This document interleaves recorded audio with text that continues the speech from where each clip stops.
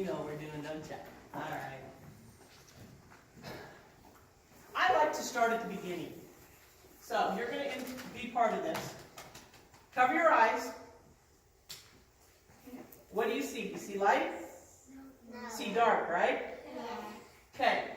Imagine that's all. You can always uncover your eyes. Imagine that's all there was. How many of you guys don't like the dark? Okay, we've got a couple kids. It's not uncommon not liking the dark. All right. You can uncover your eyes, girls. I like to start at the beginning. And when I had my kids were little, we talked about this a lot. Because it's hard for us to imagine this because we see everything, don't we? All right? Well, this whole world was nothing but darkness before. Can you imagine that? Yeah. Okay. I know what happened. You do? Then you know the story. I know a boat. It's a big boat. We're not at that point now. We're going even farther back than that. Yes.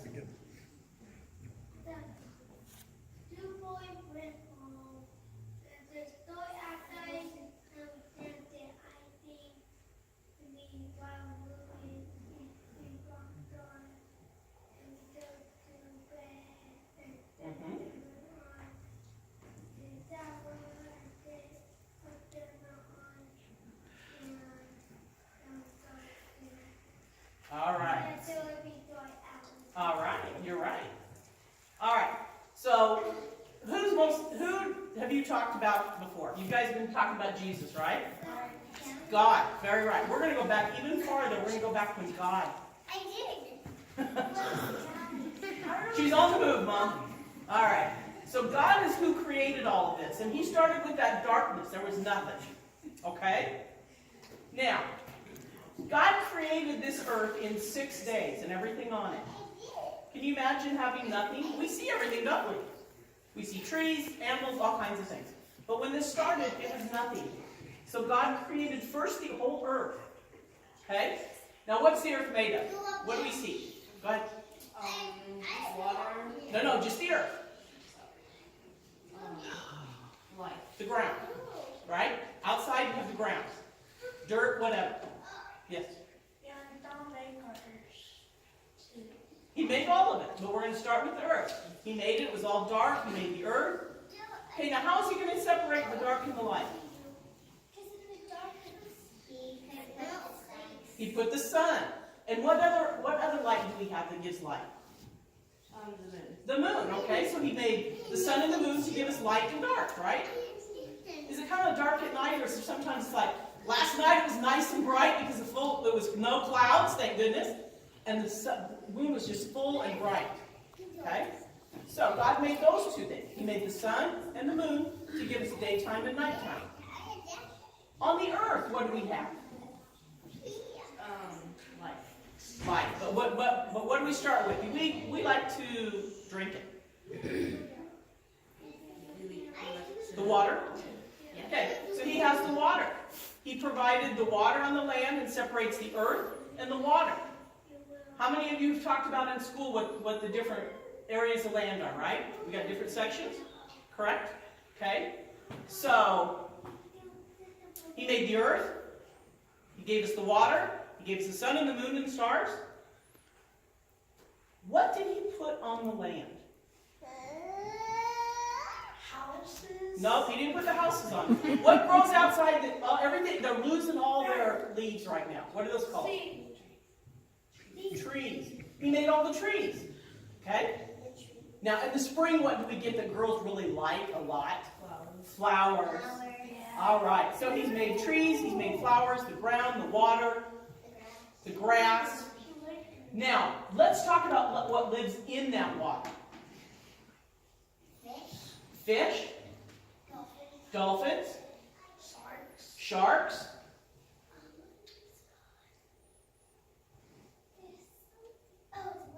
The whales, yes. Coral. Coral, that's kind of like an animal, yes. Okay. There's lots of them, yeah? All right, so we got lots of fish, right? Whether it's a mammal or a regular fish. Eels, crabs, all kinds of things. Catfish. All right, so now what's on the earth? What lives on the earth? Give me some animals. A bird. No, animals, not the birds yet. Cheetah, deers, lions, zebra. What animal?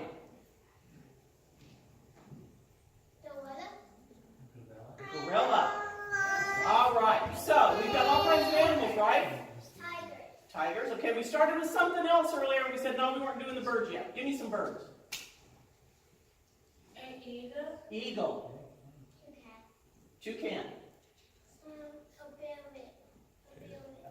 Parrot, yes. Robins. Bluebird. Most of the birds are gone already, aren't they? They're gone south where it stays warm. So what do we see now? You still see eagles and hawks? What else? Robin still. No, it's once in a while. I haven't seen any robins for about a week and a half, 2 weeks. But yeah. Blue jays, cardinals, Parrots. Maybe the zoo. in a zoo. But you know what? There are people who have pets that are parrots. I have a cockatiel at home. I don't need that. I want one. So we have lots of animals, like animals, birds, everything. Dogs, cats.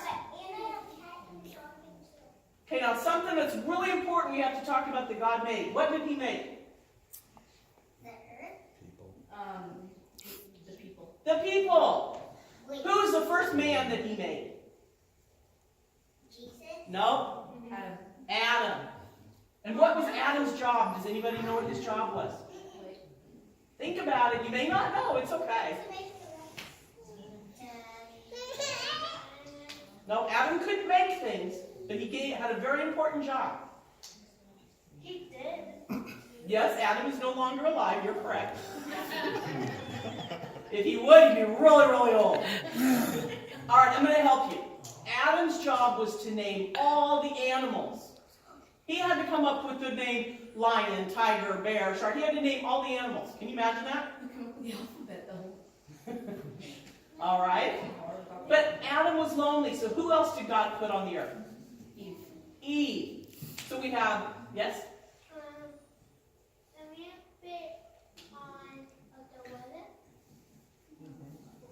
All right, so God made the first man and the first woman. And guess what? We all come from them. Okay? So, without God creating the earth, giving us the water, the trees, the land, everything, we have everything. So you can walk outside and thank God for everything you see out there, okay? Let's wait till after church. I know, it'd be fun to go out and run, but let's wait. So do you think that we can remember that every time we go outside? I try to remember it. I'm up early enough in the morning, I like to watch the sunrise. And it's really neat to see when God gives us those sunrises, when it's clear and not rainy and cloudy and yucky out. I love it because it's so pretty. Yes? When it rains and there's lightning, it's like he's That's right. A lot of kids hear that when they're scared. Moms and dads tell the kids a certain story about thunder and lightning. You're right. One time, the sun was like, it was like the neon colors, like kind of like atomic orange, like the crayon color. It was like that, but it was like also like a pinkish. Oh, there's lots of colors, It yeah. was like slowly going down. Sunsets, yes. If you talk to someone who paints, they don't know which one they like better, the sunrise or the sunset, because they're so hard to paint. And it felt like 2 minutes. The sun was like already It takes a down. while, you're right. So I have a job for you this week, and then next week when you come back, tell me about it. I want you to find 3 things this week. Yes, just a minute. 3 things this week that you see outside that you're thankful that God made for us. Okay? All right. And just a warning, you always get a treat afterwards. What? I was looking at a tree. I was here. I said. And then go back and sit down.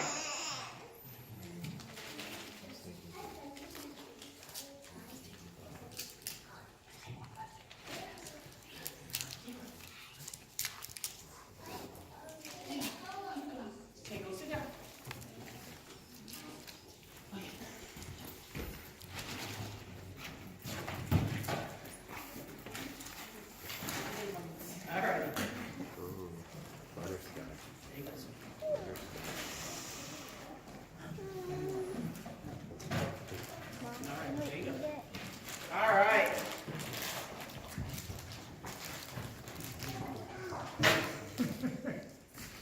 Thank you. Mr. John has it next week, kids.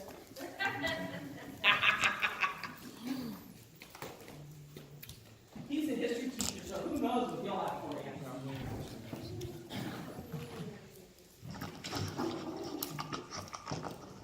Hello, testing. Can you hear me? Is there anyone out there? No, just kidding. One of these days I'm going to have my own sound man, and my own person's going to take care of all of my audio visual for me. Until then, it's me. But when I sat down, I was reminded that kids are super important, and it's great that we have them in Elevation Station, but I also want to recognize everybody that has helped with Elevation Station. If you would please, anybody that's helped with Elevation Station, please stand up. Ruth?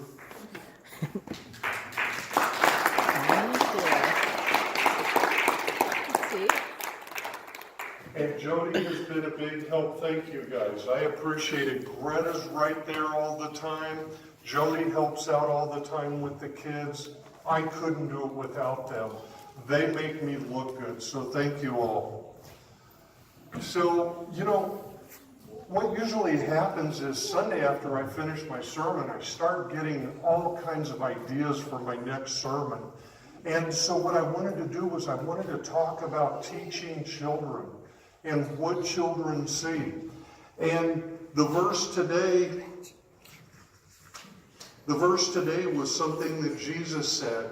And he said, teach them to your children, talking about them when you sit at home and when you walk along the road, when you lie down and when you get up. And what Jesus was talking about was the Bible. And he was talking about the Word.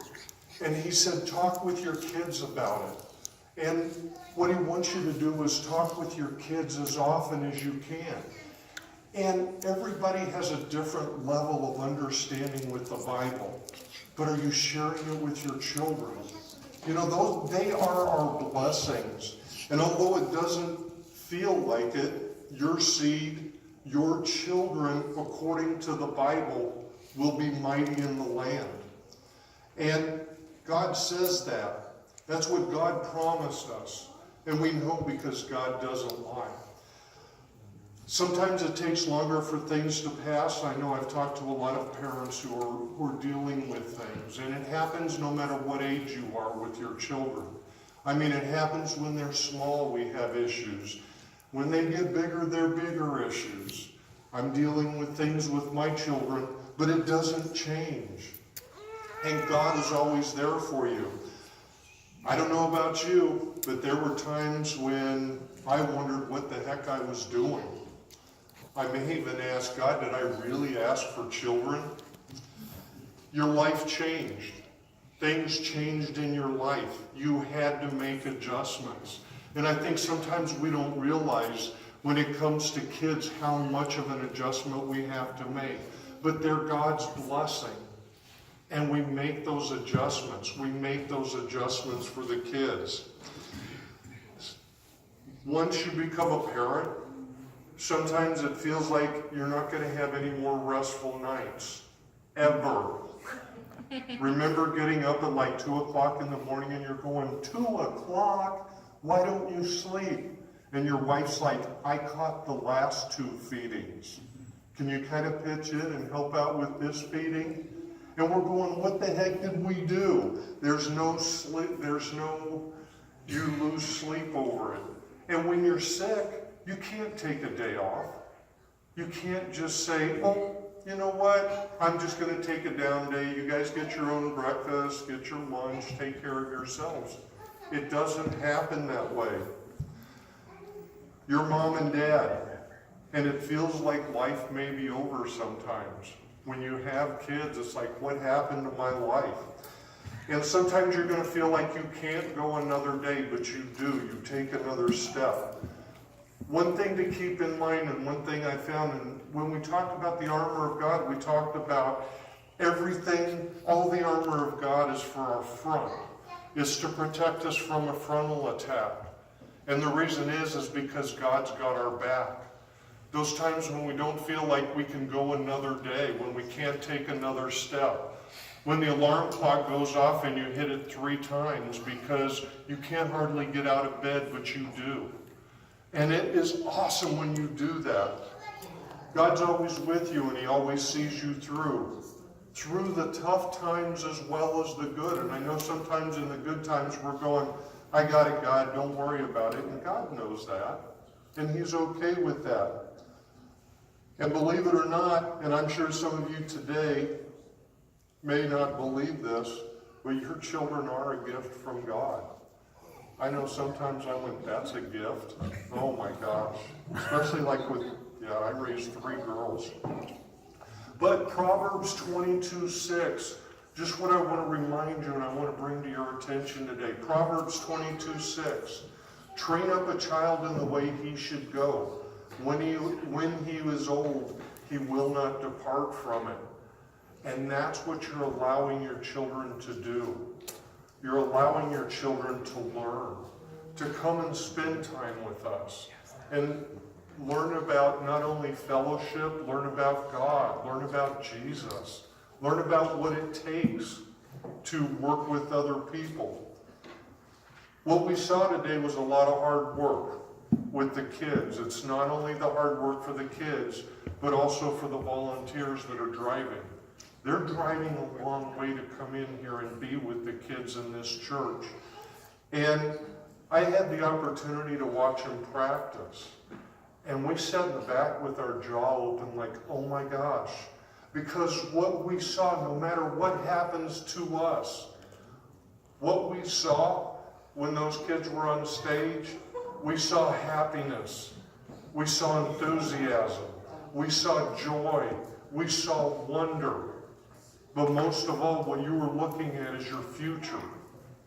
They are our future. They're going to be our senators. They're going to be our congressmen. They're going to be the president of the United States. They're going to own their own businesses. I see millionaires in these children, and they're going to do this, and they're going to go out. There's all different kinds of things that are going to happen, and I know it's hard raising kids. I raised 3 girls. Those of you who have girls know what I'm talking about, okay? For the most part, I raised them on my own. For the most part, I was a single parent. I had to make choices, just like what I would do in my Christian education and my study. But also, that's what I want to ask. But what I want to ask is, what kind of examples are you setting for your children? And you don't have to constantly preach the Bible. You don't have to constantly be reading your Bible. But what are your kids seeing? In Psalm 112, and what kind of an example are we setting? In Psalm 112:2, God said, their children will be mighty in the land. The generation of the upright will be blessed. The seed of the righteous will be mighty in the land. Your seed, the children that you have in front of you, those kids are going to be mighty. They're going to be mighty in the land. But think about what your children experience on a daily basis. The words, the actions, the beliefs they pick up and they bring home with them. And we sit there and we wonder, where did they get this? And how easily influenced they are by what's going on around them. And I look at that, and I sometimes wonder, when I was raising my kids, why do they pick up every bad habit from every kid in school? Words that I would not even let come out of my mouth. The way I would not talk to my mom. In my child rearing, one of the things that I found is kids are like computers.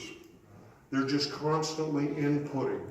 They see things, they hear things. Everything goes into their memory banks, and we never know when it's going to come back out. And all I say is, what kind of an example are you setting? What are they seeing on a daily basis? And I think it first dawned on me when my first child, when she started talking, of course, it's either dad or mom. But then the next word, when I told them to do something, they looked right at me and said, no. No? Where did you hear no? Well, they've been hearing it for the last 6 or 8 months of their life. Johnny, no. No, don't do that. No, stop. And then my kids, hey, Dad uses no all the time. Maybe when he tells me to do something, I'll just say no. And that's just an example. And what I'm saying is what are you showing your children? What are they taking out to the world? I believe what you saw today was an international mission up here. The children will go forward. And what I told my daughters when they graduated, all of them, I put them in their graduation card, is that when you go out, you're a representation of this family. You're a representation of me. And how are you going to represent me? Think about that in every decision you make. Because if we want to know what our kids are seeing, just take a look at or how they're going to be. Just take a look at what they're saying.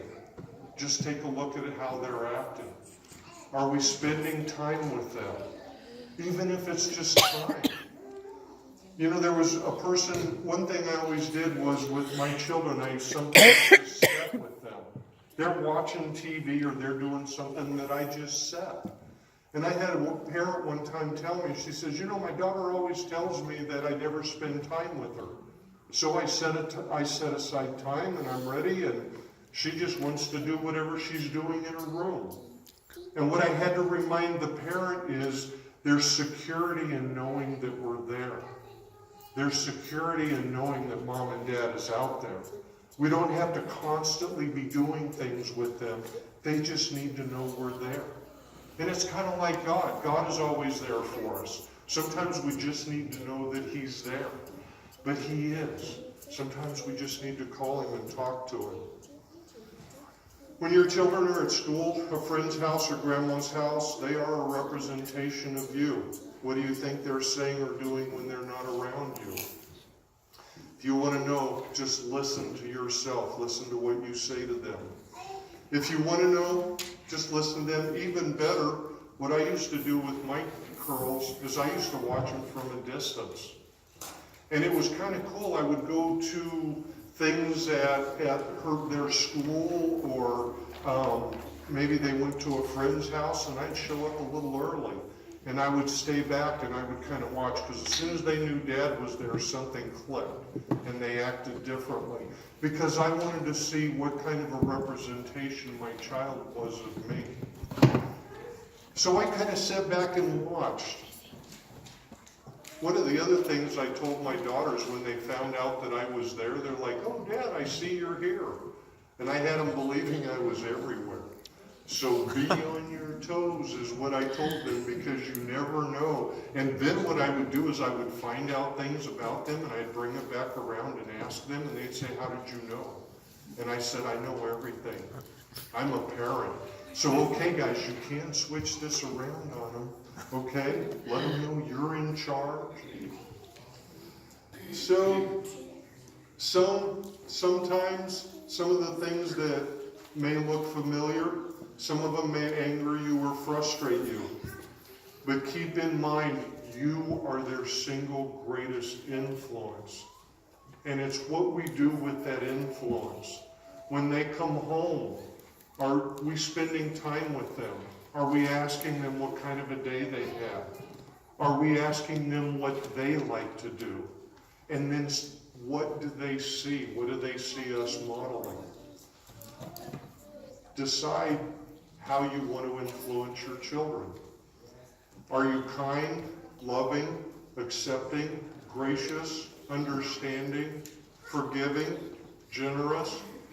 Because your children will mimic you. And one time there was a guy, and he saw his son sit down, and his son started drawing.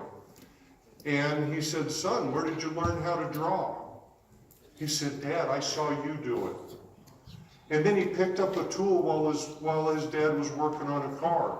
And he said, son, how did you know about that tool? And he said, Dad, because I saw you doing it. And then he went down the hall and he saw his son on his knees praying. And he stepped in and he said, son, how did you learn how to pray like that? He said, Dad, I saw you doing that. Our kids will mimic what we do.